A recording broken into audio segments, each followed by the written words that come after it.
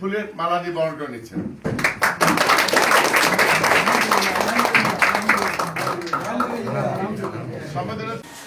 পিছনে একাত্রে ছিলাম অনেক ভোট পাওয়ার অর্থ বলছে যে জামাত ইসলামী এককভাবে এখানে ৫৬,০০০ ভোট পেয়েছে, বাড়িতে এটা বোঝাতে চাচ্ছে। এটা একটু বিরাট ভালো হয়েছে, এটা আমরা বলি যে এটা একটা সুক্রিয়া।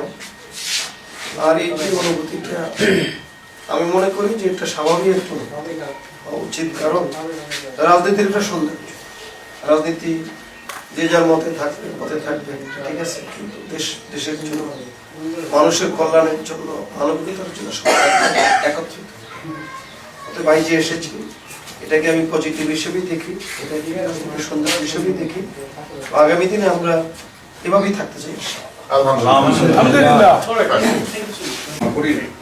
তো এবারে ৫ তারিখের পরে এই পাখরগঞ্জে আমরা এই নবী ভাই জামাত ইসলাম এবং চরমোনাই সহ আরো রাজনৈতিক দলটা আছে, এবং বিশেষ করে ইউনোকে নিয়ে আমরা বাংলাদেশ জনগণকে নিয়ে এখানে শান্তি রক্ষা করার চেষ্টা করি। তো সেখানে এটা একটা ধারাবাহিকতা। আমি চাই যে ভবিষ্যতেও এই রাজনীতি অব্যাহত থাকবে, এবং এই রাজনীতি অব্যাহত আছে বিদায় এই পাখরগঞ্জে কিন্তু সন্ত্রাসটা অনেক কম হয়েছে। এটা আমি যখন এমপি ছিলাম তখন থেকে এখানে কোনো সন্ত্রাস ছিল না, এবং কোনো রাজনৈতিক হানানি ছিল না বলতে গেলে। এখানে এই গত ১৭ বছরে একটা ঘটনা ঘটছে, একটা ঘটনা, এছাড়া তেমন কোনো বড় ঘটনা ঘটে নাই।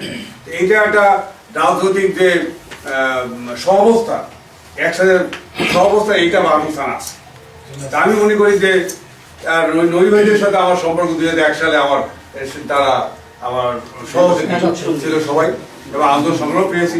এবং আমার ভালো লাগছে, আমার ইলাকা, আমার বাসায় দূরে, আমার মনে হয়েছে এটা যে নবী ভাইয়ের মনটা বোধহয় খারাপ, এই জন্য নবী ভাইকে দেখতে এলাম। তো আমি মনটা খারাপ দেখি না, কারণ নবী ভাই অলরেডি এমপি হয়ে গেছে। এমপি হওয়ার যে ভোট লাগে এ ভোট অলরেডি পাইছে নবী ভাই, অনেক ভোট পাই, তাই না? নবী ভাই খুশি লাগতেছে, এবং আমি তার জন্য এই করি, উইশ করি যে ভবিষ্যতে আল্লাহ রহমত থাকলে অবশ্যই জনগণের প্রতিনিধি হবেন। আমরা রাজনীতি হার জিত কোন বিষয় না, রাজনীতি প্রতিযোগিতায় যে আনন্দ, আমরা প্রতিযোগী ছিলাম, দুজনে কাজ করছি এখানে, হার জিত তো আছে, এটা বড় বিষয় না, আমরা একসাথে কাজ করবো, কোনো সমস্যা নেই।